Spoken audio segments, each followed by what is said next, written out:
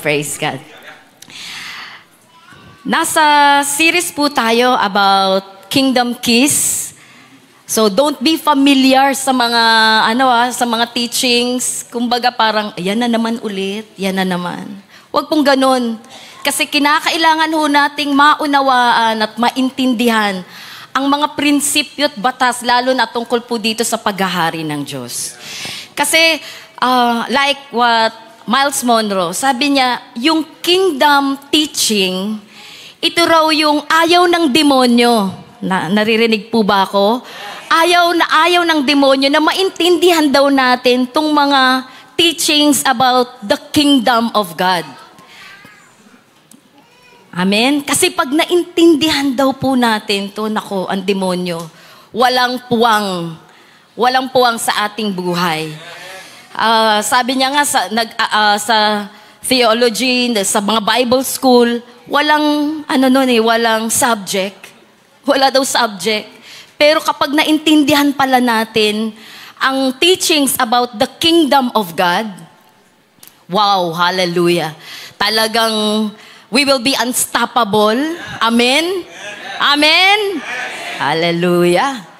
Okay, so we are in the series of Kingdom Keys, but before that, gusto ko lang pong balikan muna tong 2023 Kingdom Manifestations.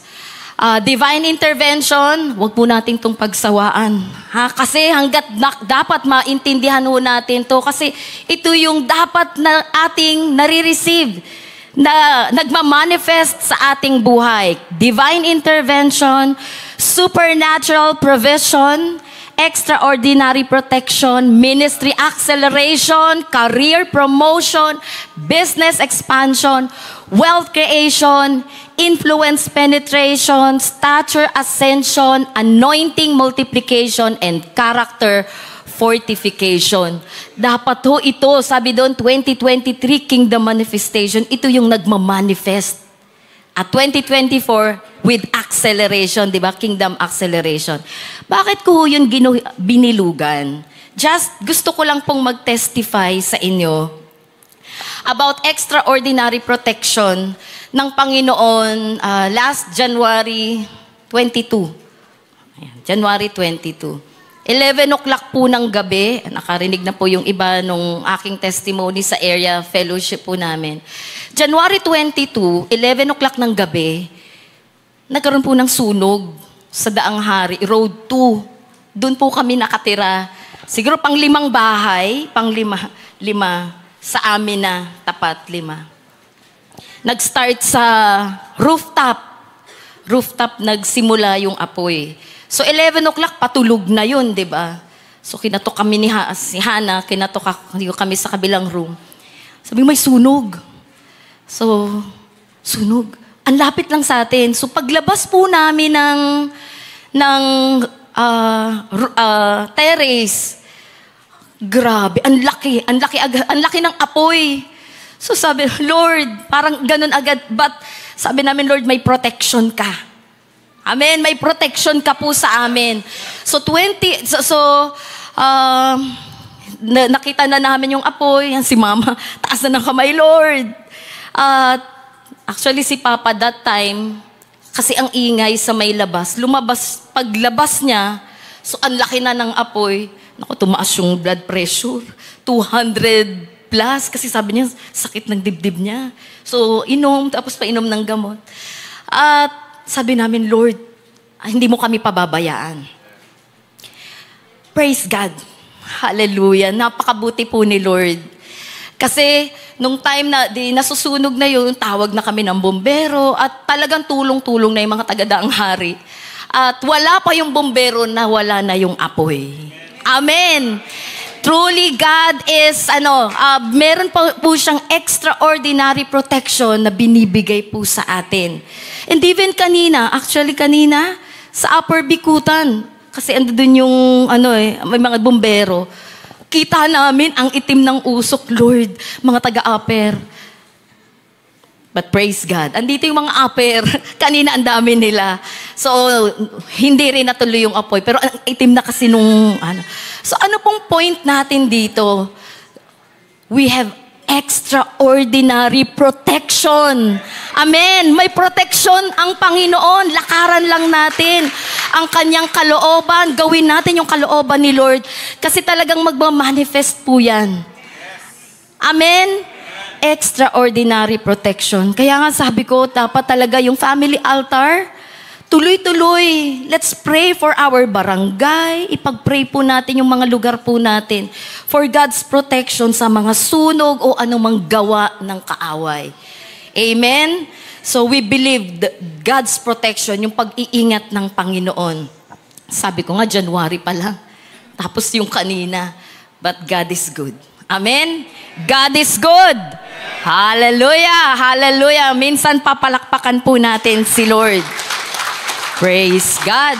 Praise God. Alam ko, bawat isa sa, kung tatanungin, actually, ginagawa natin to sa small group, yung ginawa ni Eugene, sa small group, ano yung tatlo dyan? And we enjoy, talagang maganda nga, we enjoy yung, ano yung mga manifestation na nangyayari. Pag tinanong mo yung mga members, pag tinanong mo yung mga, ano natin, mga ka-small group ho natin, ano yung tatlong yan, na nag-manifest, matutuwa po kayo sa mga patotoo po nila. Diba? So, I encourage everyone, start po tayo ng small group, pero mamaya ko po yun sasabihin. Okay? So, kingdom manifestation. Nasa series po tayo ng pattern of preparation for action-packed ministry progress. So, dito po tayo, ano ba yun? Pattern of preparation.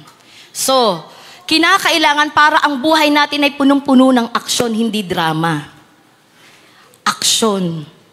Action-packed ministry progress. May pattern of preparation na dapat ho nating gawin. At dito po tayo, at tinutuloy-tuloy po nating pag-aralan ng mga bagay na to. But before that, sabi ni Pastor Wilbert, WRB, each one of us has an assignment from God. Bawat isa po sa atin ay may assignment kay Lord. Amen? Kung ikaw ay nasa nag-aaral, assignment mo kay Lord, hindi ka lang mag-aral, kundi gamitin ka ng Diyos dun sa campus.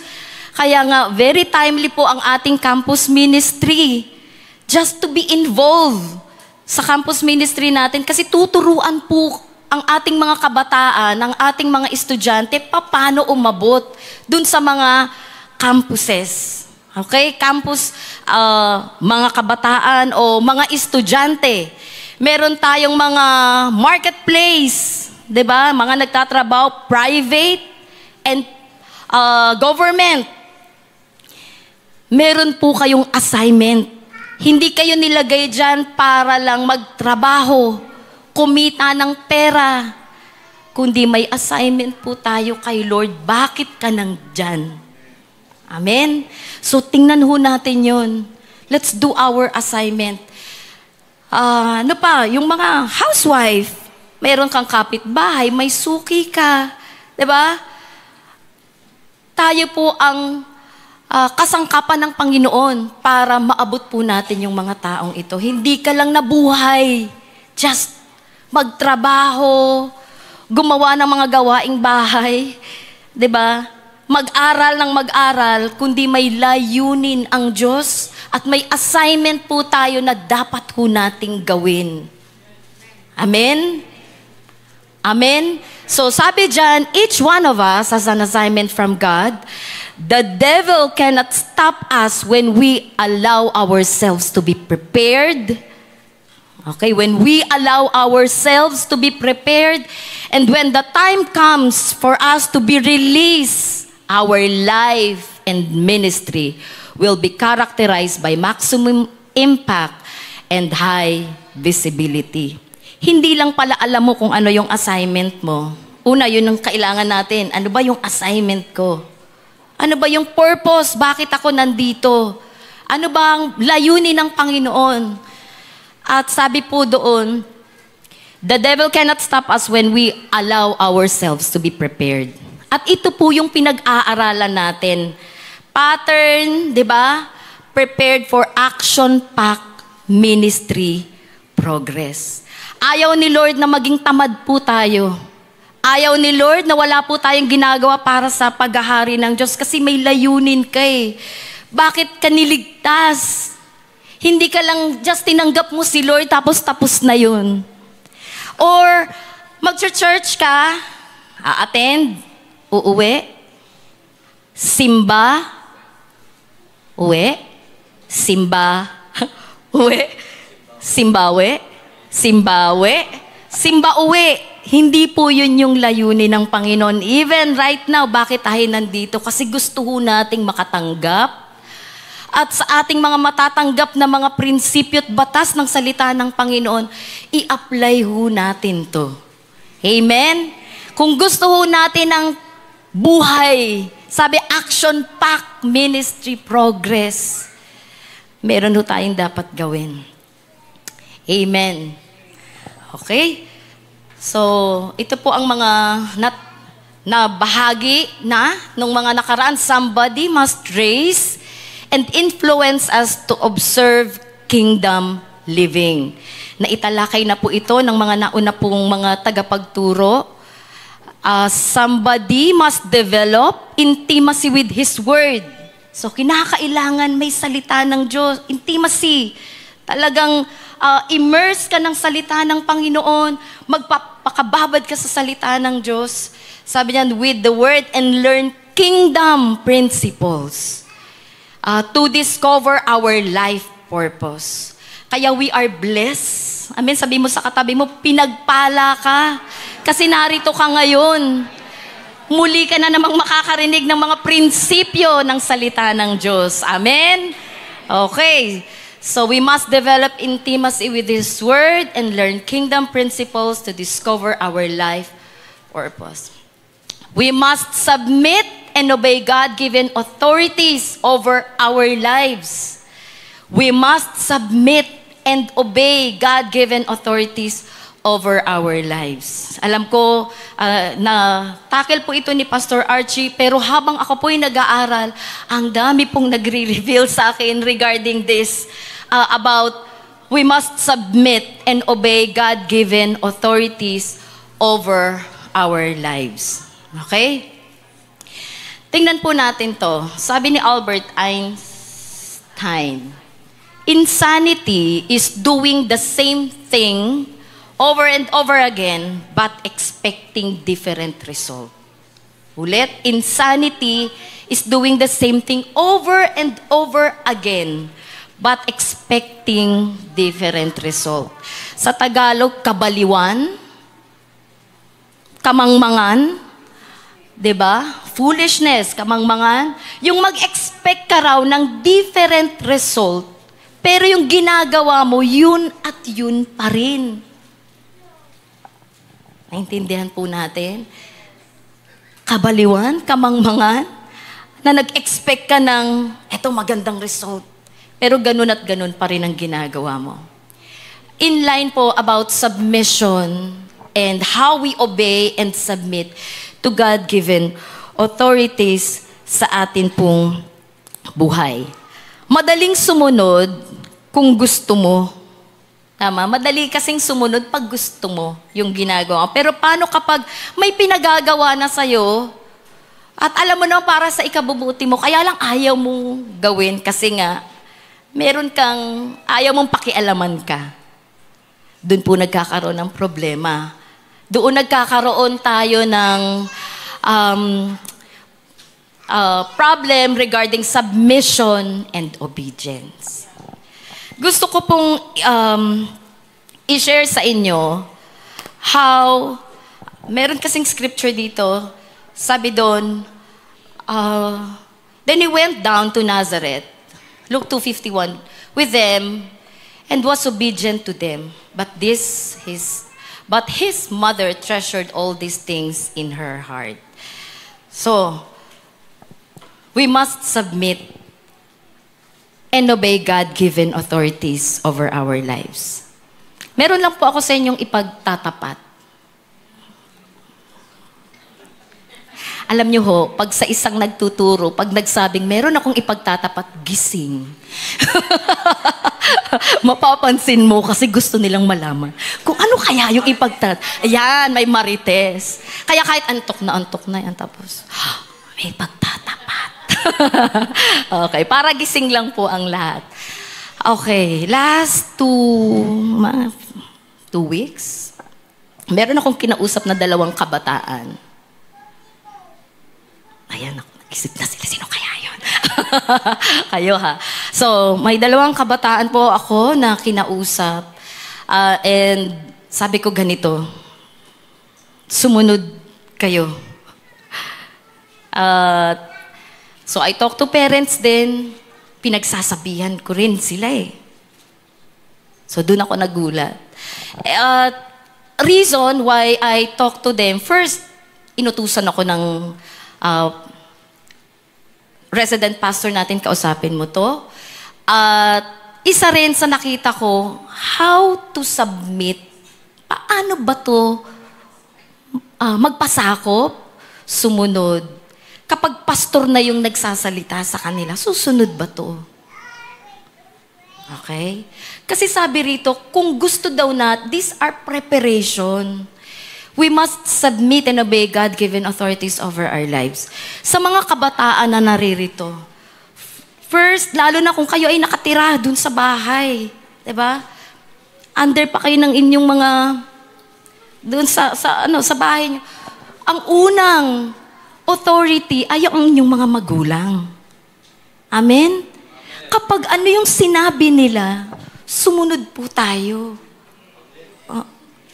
Parang ayaw nila mag-amen. Amen! Ayaw. Nahihirapan silang mag-amen. Pag meron po tayo, di ba? Kasi yun yung una eh. We must submit and obey God-given authorities over our lives. Huwag matigas ulo. Sumunod. Ayaw naman nila. Ang mga nag-i-amen lang, mga magulang eh. Nakahalata ako eh.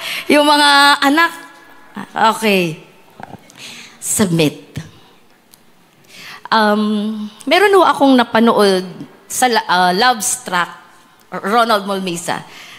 Meron po bang about ano yun? Christian, mga relationship, siya yung tinuturuan nila yung mga kabataan.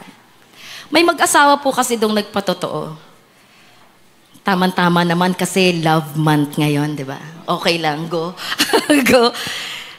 Okay. Sabi na, dahil mga kabataan, gwapo, niligawan, sinagot, kahit ayaw ng magulang, kasi bata pa sila. I mean, siguro, high school, talagang napakabata pa. Kaya lang, dahil nga matigas ang ulo, ayaw sumunod, na-fall. Nagkaroon, nabuntis, at alam na natin, kapag wala pa sa panahon, alam natin na napakahirap. Diba? Sabi nga nila nung mag-asawang yun, natutunan nila in a very hard way, napakahirap na wala ka pa sa tamang panahon at ganun yung nangyari. Ano yung unang naging problema? Kasi hindi marunong sumunod. Alam nyo, tandaan nyo po ang mga kabataan. Siguro ano natin yung mga young people. Kapag kahit ang inyong mga magulang, kahit mas magaling kayo sa magulang nyo, kahit mas matalino kayo sa inyong mga magulang, kahit sa tingin nyo, kasi naman yung mga magulang ko ganito eh, very old. Magulang nyo po yun, sumunod po kayo. Si Jesus, He was obedient to them. We must submit and obey God-given authorities over our lives. So, level to, magulang natin. Dapat sundin natin. Makakarinig ba ako sa mga kabataan ng amen? Amen. Ay, meron ng sumagot. Okay. So, we must submit and obey God-given authorities over our lives. Another level ng obedience dito is yung ating mga pastor. Yung mga somebody na pinagkatiwalaan ng Diyos sa ating buhay. Paano ho tayo nagpapasakop? Paano ho tayo sumusunod sa kanila? Kung meron ba silang ipapagawa sa'yo, andun ka ba na magsabing, opo, pastor? Okay? May naalala lang po ulit ako. Ayan na naman, may naalala. Actually, ako personally, I talked to Pastor Wilbert. Alam ko, andyan si Pastor. So, meron akong struggle na parang sabi ko, sino kaya ang pwede kong kausapin? And pumasok ko sa mind ko, dapat yung higher authority sa buhay ko. Kaya nung nakipag-usap po ako kay Pastor, alam po niya, nakipag-usap ako sa kanya at meron agad siyang pinagawa sa akin, ito gawin mo. Gawin mo to. Wala po akong dalawang isip, ginawa ko. And praise God, kasi sumunod ako. Kasi kung makipagkatwiran ka, kasi naman po ganito kasi ganito. Siguro, hindi ako, kumbaga, yung bang, hindi, nasa struggle pa rin. But, kapag alam mo kung sino yung higher authority sa buhay mo, which is, dito po, ang atin pong mga pastor, andito po ang ating mga area pastors. Kung hindi na po kayo maabot ng ating senior pastor, kami po yung extended pastor na aabot po sa inyo. Just talk. Makipag-usap. Lalo na po kung struggle ka na at hindi mo alam kung anong gagawin mo about submission and obedience. Talagang i-ano po natin. Lumapit po tayo. Kasi sila po yung pinagtiwalaan ng Diyos para sa inyong buhay. Or else, kung magiging pasaway ka at ayaw mong magpasakop, kasi ayaw akong magpasakop o ayaw akong sumunod. Alam ko naman, ito ipagagawa So, dun magkakaroon ng problema. Imbis na mabilis, maa-abort yung destiny mo. 'Di ba? Maa-abort na sana, ito na, like the Israelites. Dapat ilang araw lang nandun na sa promised land. Kaya lang dahil nga ang reklamo at ayaw sumunod, tumagal ng tumagal. Okay? So, sabi po dyan, si Jesus, being obedient, naging masunurin siya. At ganun din po tayo. Siya po yung perfect model natin in obedience and submission.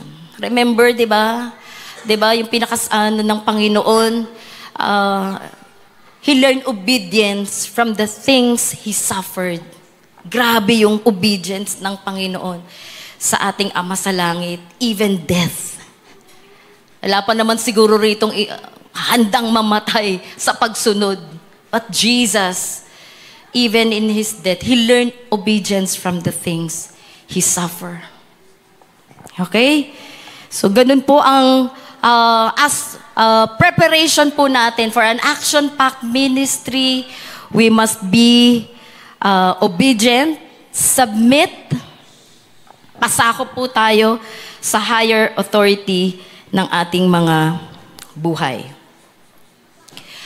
2 Timothy chapter 3 verse 16 to 17, makita ho natin na every time we are hearing the word of God, nakikinig po tayo ng salita ng Diyos, o nagbabasa ka, o may nangangaral ho rito, dapat ho ganyan ang ating pananaw pagdating sa salita ng Panginoon. All scripture is God-breathed and is useful for teaching, diba? Teaching, ano yung teaching? Information. I-inform ka. Pero, pagdating sa salita ng Panginoon, ito yung function ng Word of God, teaching, i-rebuke, i-correct, at i-train. Training lang in righteousness, kung paano maging matuwid sa harapan ng Panginoon. So sabi po dyan, all scripture is God-breathed and is useful for teaching, rebuking. Kaya ho, wag po kayong mag-asam. Ganon, ano? Dito ho sa ating iglesia, sa church po natin, makakarinig po tayo ng mga mensaheng talagang, di ba? Matalas. Sabi nga dun sa teaching ni Pastor Wilbert, pastor with a cutting edge. Na kumbaga talagang tatamaan ka kasi kung hindi, tatamaan ka talaga. Di ba? Yung mga mensahe na talagang para po tayo lumago, para po tayo ay mabuild. Kasi kung puro po, anong tawag doon? Prosperity, mga teaching na pampakilig, di ba? Hindi po tayo mabibuild. But when we hear messages to rebuke, i-rebuke ka, i-correct ka, kasi ito yung iayos mo yung buhay mo. Actually, meron po kaming plan, siguro just to announce na rin, meron po tayong gagawing kasalang simbahan. Hindi kasalang bayan. Kasalang simbahan. So, dito po, gusto ho namin, yung mga nagsasama ay talagang i-bless ni Lord through marriage. Marriage na maikasal. Kaya, isa po kasi, actually, to fulfill all righteousness. 'Di ba?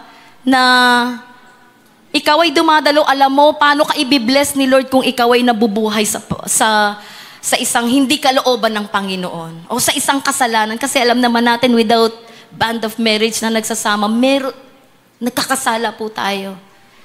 So, nais ho namin na lahat ng mga, kung ano man yung reason why, maybe finances, pwede ho natin, makipag-usap lang po kayo sa inyong mga area pastors to fulfill all righteousness. Kasi nais ho namin, hindi lang i-bless yung mga anak nyo, kasi nagpapadedicate kayo i-bless yung anak nyo.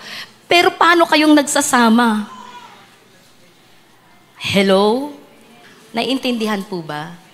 So, isa po sa paraan ng Panginoon, kaya nga teaching, rebuking, correcting, training in righteousness so that the servant of God may be thoroughly equipped for every good work.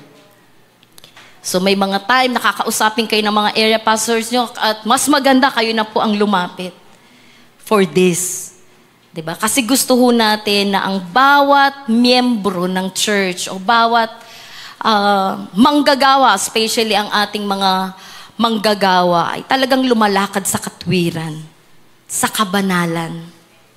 Kasi yun po yung nagiging hindrance. Pag may kasalanan ka, may hindrance talaga.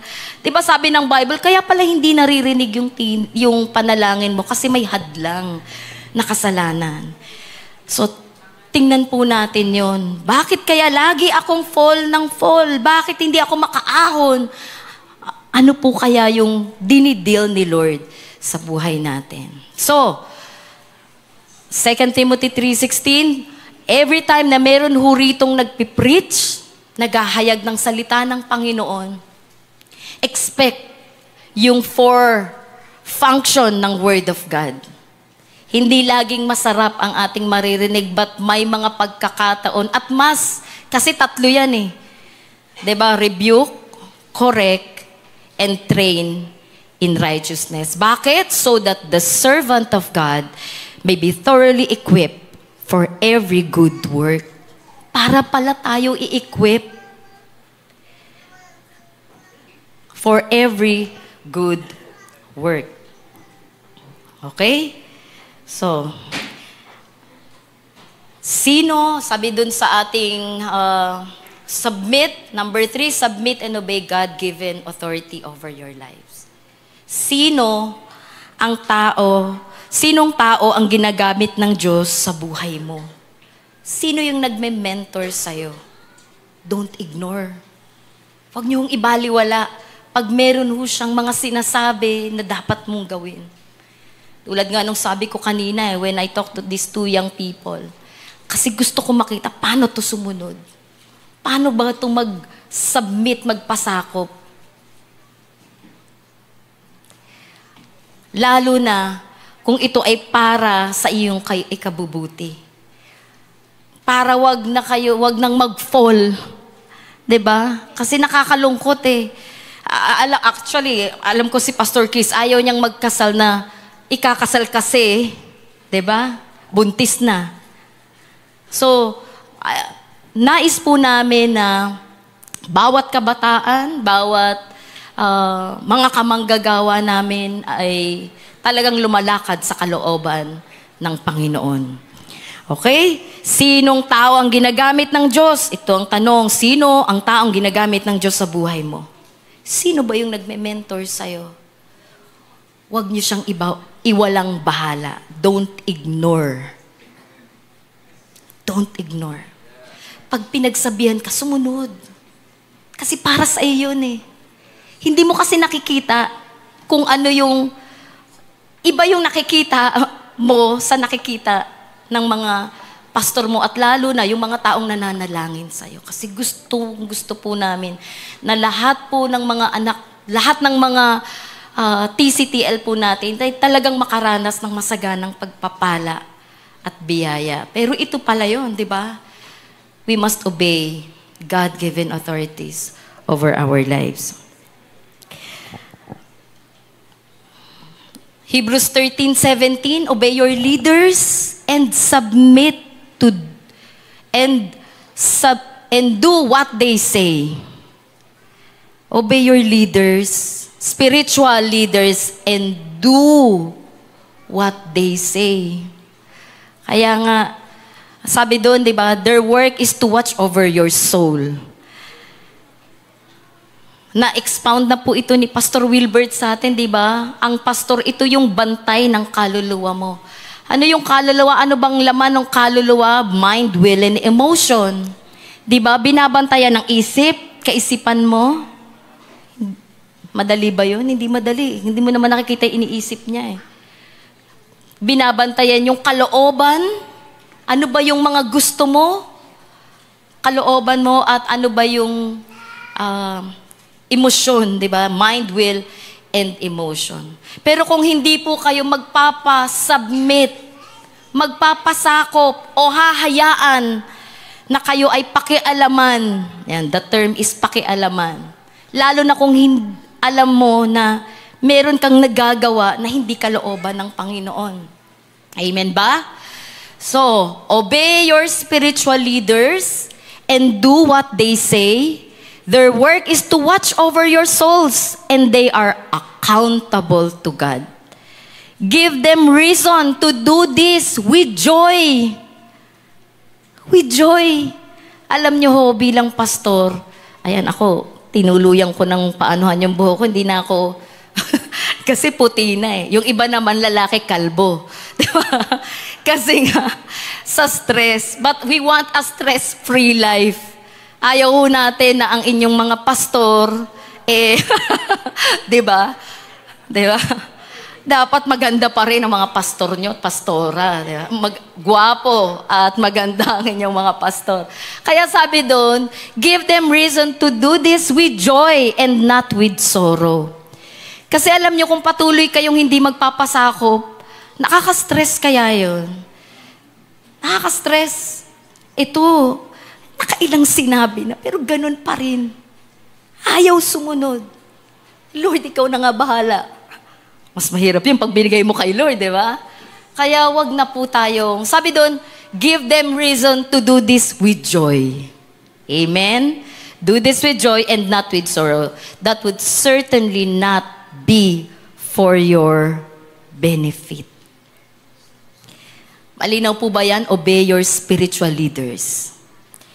And do what they say. Their work is to watch over your souls, and they are accountable to God. Give them reasons to do this with joy and not with sorrow. That would certainly not be for your benefit. Amen?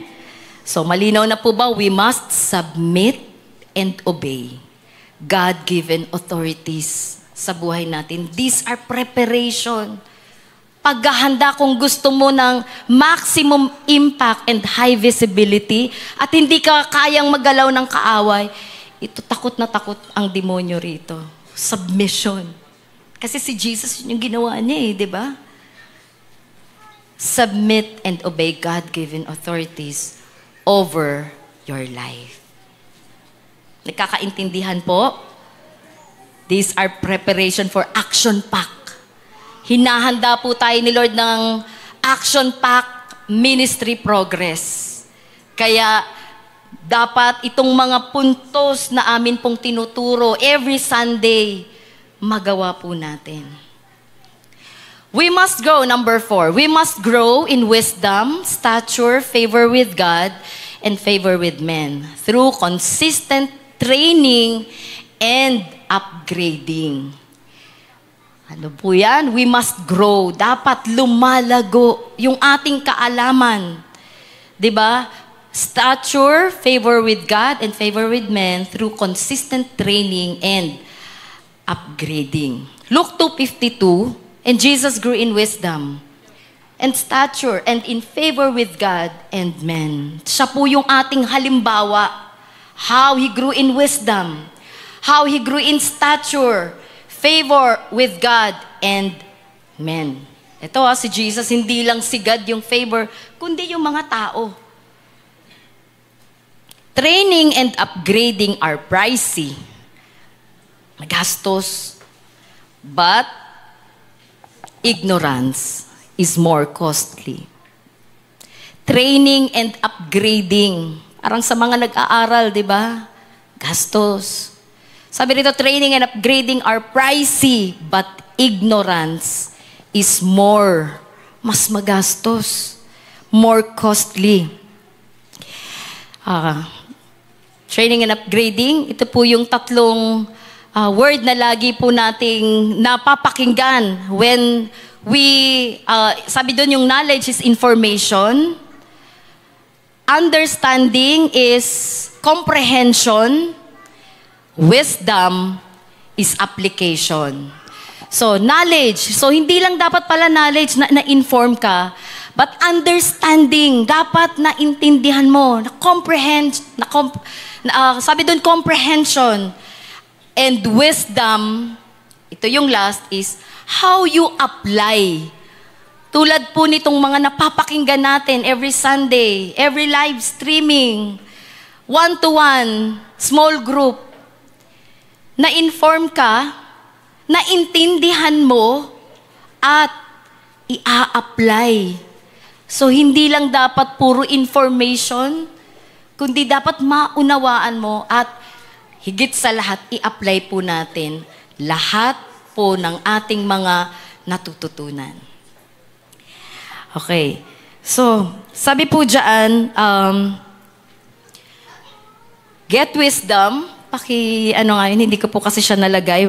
Proverbs chapter 4, verse 5 to 7. Get wisdom, get understanding. Do not forget my words or turn away from them. Do not forsake wisdom, and she will protect you. Love her, and he will watch over you. The beginning of wisdom is this: get wisdom. Through it cost all you have. Get understanding. Okay? So, sabi dyan, kahit gaano to kamahal. Alam nyo, just to share lang po about kasi sabi doon, wisdom, grow in wisdom, stature, favor with God, and favor with men, through consistent training and upgrading. Nung nakaraan lang po, nagkaroon po tayo ng annual intake, di ba? January, annual intake natin. At meron din tayong mid-year pagdating po sa mga training, and be consistent. Nakakatuwa ho kasi we are 1,000 plus at ang TCTL ay nasa parang kulang-kulang na 100. Yeah, oo. Na nakadalo. So, sa mga naka-attend, dapat ho consistent. Huwag lang yung dahil umattend ka ay isang beses lang. But consistent. isa ho nating sa province ho natin, kasi ako ho ang nakaka-receive ng lahat po ng registration. Alam nyo, nakakatuwa sila kasi wala pa tayong poster, wala pang... Kaya lang alam na kasi nila na may annual is January. Tinatanong na po nila ako kung anong date. Maybe mga... Kailan ba tayo nagre-release ng poster? October? August? Mali. August, mga ganon, di ba? Pero wala pang poster. Nagtatanong na sila. Bakit? Kasi magli-leave. Grabe, no? So, kasi sabi ko, ang aga pa. Parang ang aga pang magtanong ng... Pero sa kanila, dahil ganun na yung kanilang heart na maintindihan, ma-upgrade. At ang aming panalangin ay ang TCTL ay ganun din. Amen? Hallelujah. Hindi yung last minute o... Kasi nagdadalawa pang isip ko eh. Decide. 'Di ba? Sabi nga ni pastor sa atin, kung gusto mo talaga, decide now. Kasi God will provide. So, nakita natin na mahalaga ang upgrading and training in preparing for action-packed ministry. So, ito, sinasabi na po namin na meron po tayong annual, 'di ba? Annual and mid-year. Ang mid-year intake po kasi natin ginaganap to dito lang. So, malapit-lapit. NCR yan and Calabar Zone. Sa Woodland, madalas. At napakaganda na wag ho nating palampasin.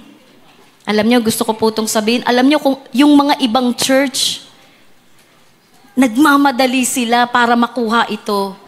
Wag ho tayong magpahuli. Amen ba? Amen. Wag tayong magpahuli. Meron po tayong nabibless po kasi ako dun sa isang tribe po natin. Actually, pag nag-register yun, ang dami.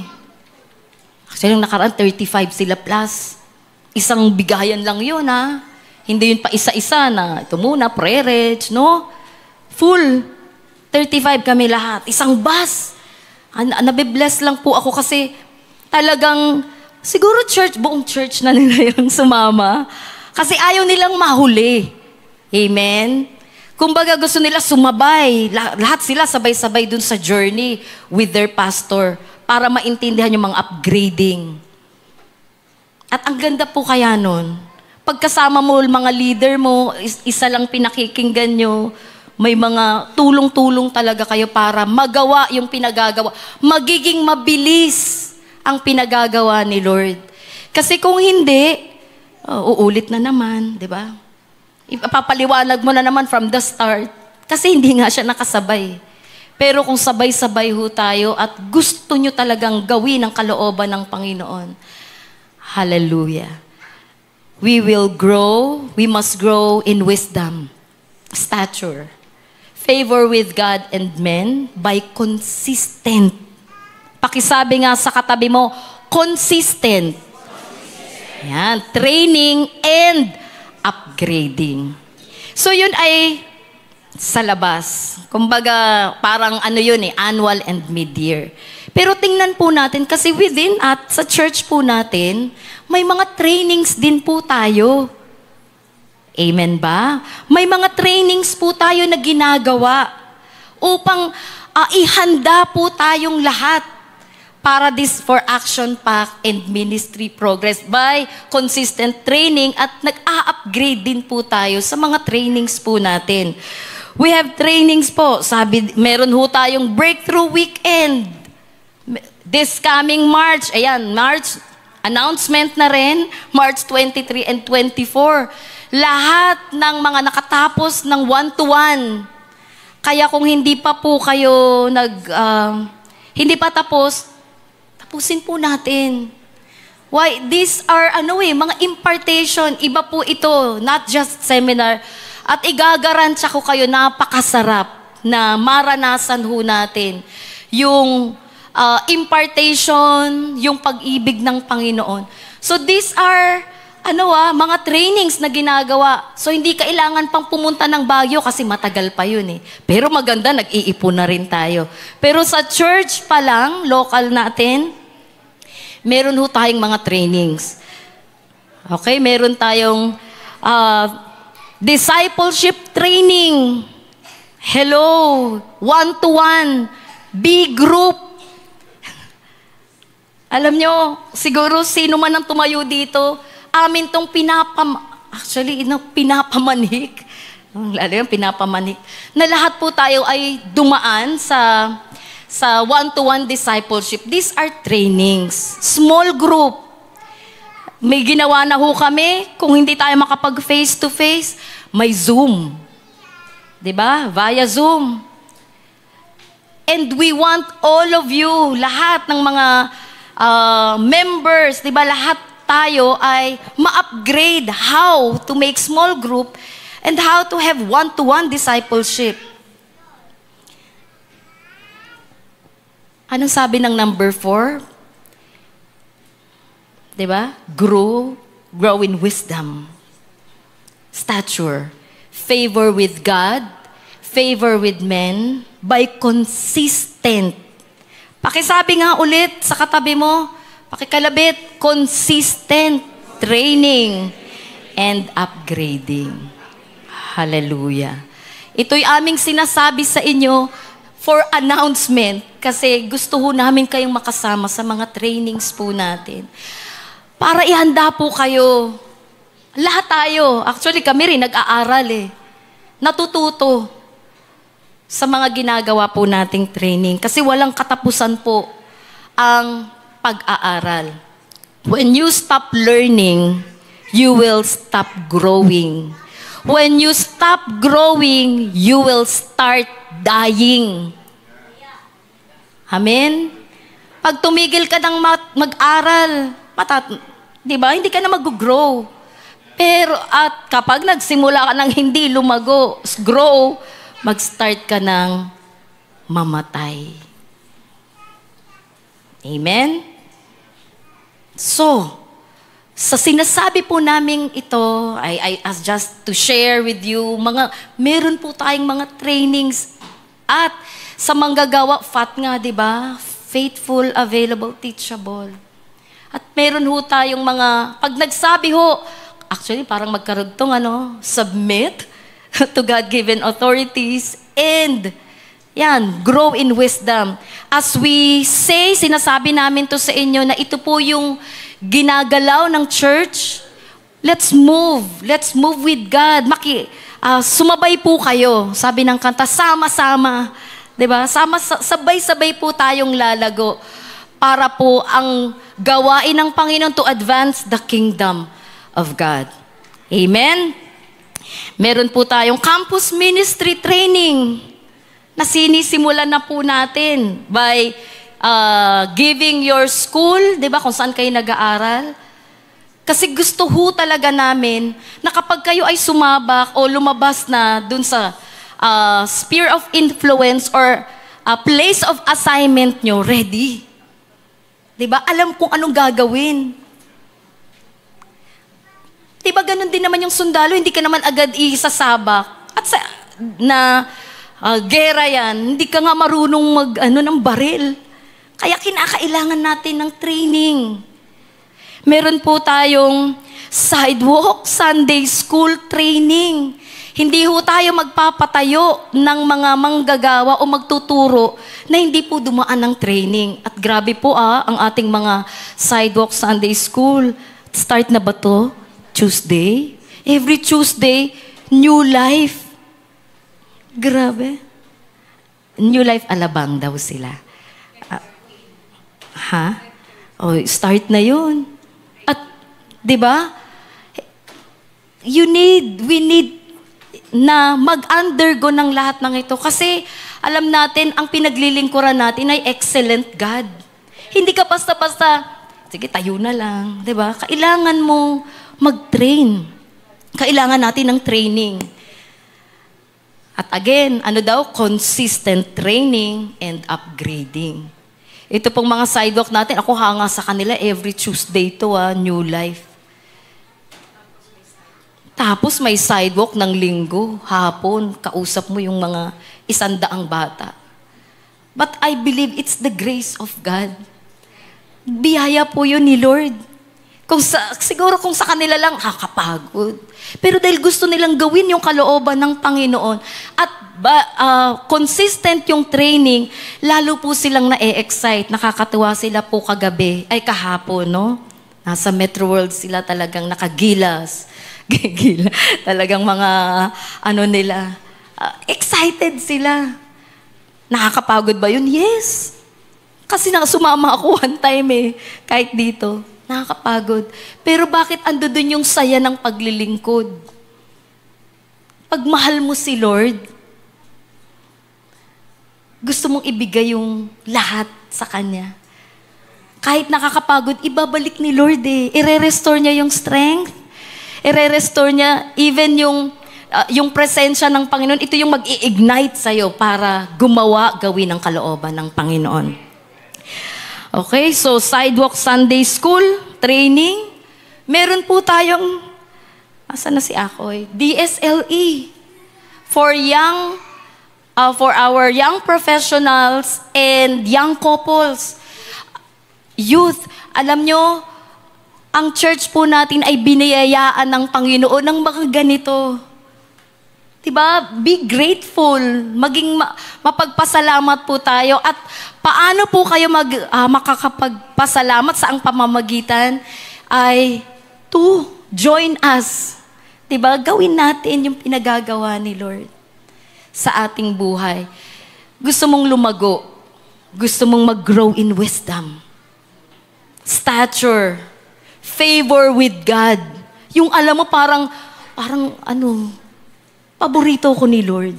Yun favor with God and favor with men. Gawin ho natin to grow in wisdom. How? Consistent training and upgrading. Amen? Ngayon po, meron tayong binubuo for singers, sa mga gusto namang kumanta, para maayos. God is good po. Napakabuti ni Lord kasi may mga trainings na ginagawa para talaga yung action-packed ministry progress, di ba? Talagang punong-puno ng action. Actually, pagpasok pa lang po ng taon, punong-puno na po kami. Ang daming schedule. Napuno talaga ng action. Pero, kasi ginagawa mo yung kalooban ni Lord At kahit nakakapagod, nire-restore ng Panginoon yung lakas mo. At siya rin yung nagpa-provide paano mo magawa yung mga bagay na pinagagawa ng Diyos sa ating buhay. These are things na dapat ho nating matutunan. Dapat ho nating lakaran. We are Kingdom Keys. Diba? Ito yung mga series ng Kingdom Keys. At bahagi ho rito ay yung tinatawag na Preparation for Action-Packed Ministry Progress. Itong dalawa pong ito at mga nauna, 'di ba? May mga nauna na at maganda po i-immerse po natin ang ating buhay sa mga mensahe, sa mga katuruan na kung saan ito po yung magtutulak sa atin para gawin natin ang kalooban ng Panginoon. Okay? So, wisdom. Let's pursue wisdom. We must grow in wisdom. Favor with God, stature, favor with God, and favor with men. Paano? Consistent.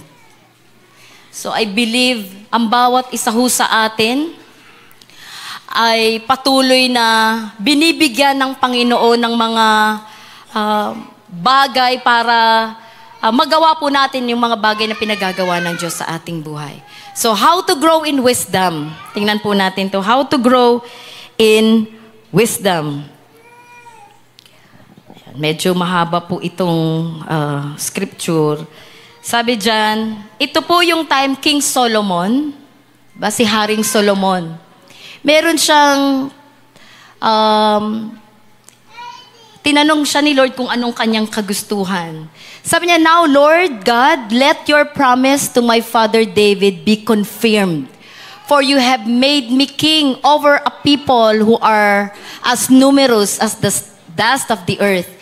Give me wisdom and knowledge, that I may lead these people, for who is able to govern this great people of yours. Ito ho yung hiningi ni Haring Solomon.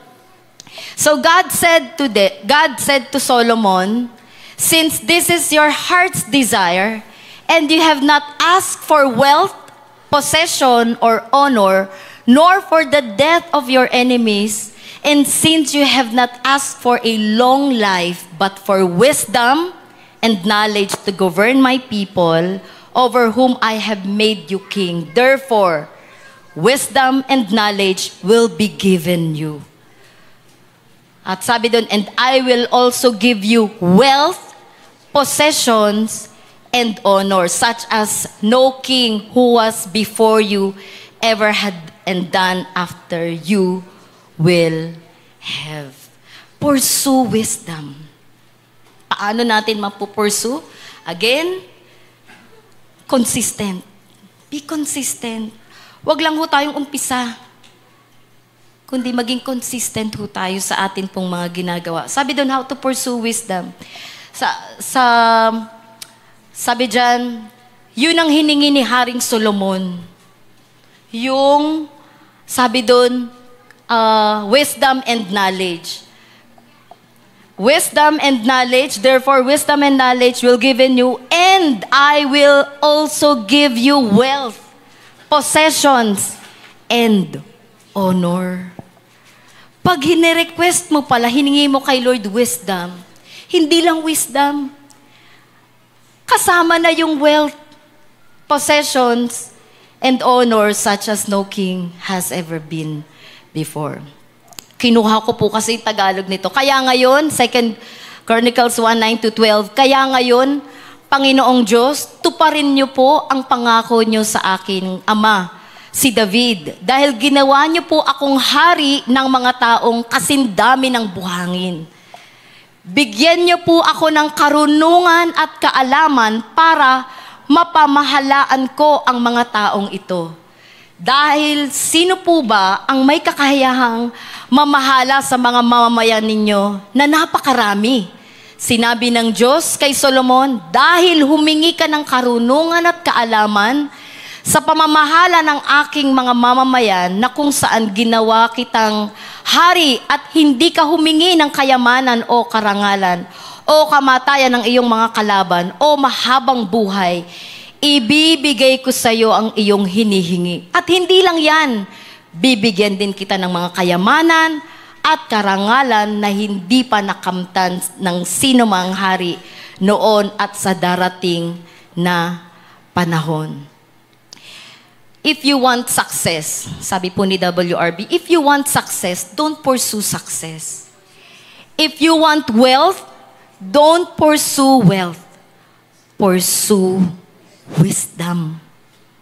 Amen? I-pursue daw natin yung wisdom. Like dito po sa kwento, ang hiningi lang naman ni Solomon ay karunungan at kaalaman. Pero dahil yun ang hiningi, kasama pala yun. Yung kahit hindi mo hingin,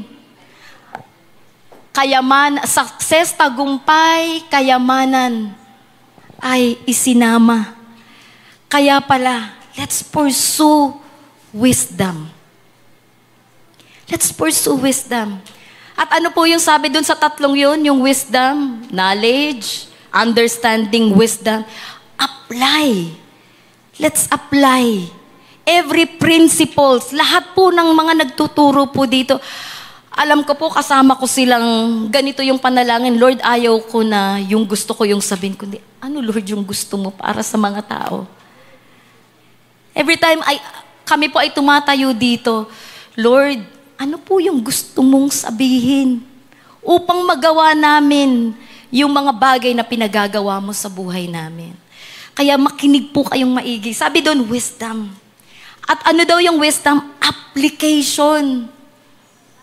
I-apply ho natin lahat ng ating mga natututunan. Why? Kasi kapag pinursu mo yung wisdom, success, wealth, ay ibibigay ng Panginoon kahit hindi mo hingin. One time nang si pastor po ay nag-share sa atin, yung about the right of, yung a child of God. Natatandaan nyo? Blessing and favor. Diba? Blessing and favor is your right. Hindi mo kailangang hingin. Kasi anak ka ng Diyos. Kung kaya po ay mga magulang, diba? Hindi mo naman sila bibigyan ng ahas. Kung humingi sila ng tinapay, hindi mo bibigyan ng ahas. Diba? O alakdan. Blessing if you are truly sons of the kingdom. You are son of God. Ginagawa mo yung kalooban ng Panginoon. Naghahari ang Diyos sa iyong buhay. Blessing and favor is your right. Parang nag-ano po kasi sa akin yung blessing and favor. Hindi mo pala kailangang hingin. Kasi it's your karapatan bilang anak ng Diyos na pagpalain at maranasan mo yung pabor ng Diyos sa iyong buhay. Amen. Palakpakan po natin si Lord. Diba? Blessing and favor is your right. If you are a son of God, ikaw ay anak ng Diyos. At bilang anak, alam mo paano mag-behave. Yan, bilang anak. At sabing ganun, it's blessing and favor, ay atin pong makakamtan. Diba? It's your right. Hindi mo kailangang hingin. Kaya pala, dapat ho talaga nating pakaasamin na pagharian tayo ng Diyos. Isang napakinggan ko po kanina, bago pumunta rito, we have access yung sa kingdom wealth. Kaya pala, napakahalaga na maintindihan natin kung paano tayo pagharian ng Diyos. Kasi it's access, meron kang access in kingdom wealth. If you are doing your assignment,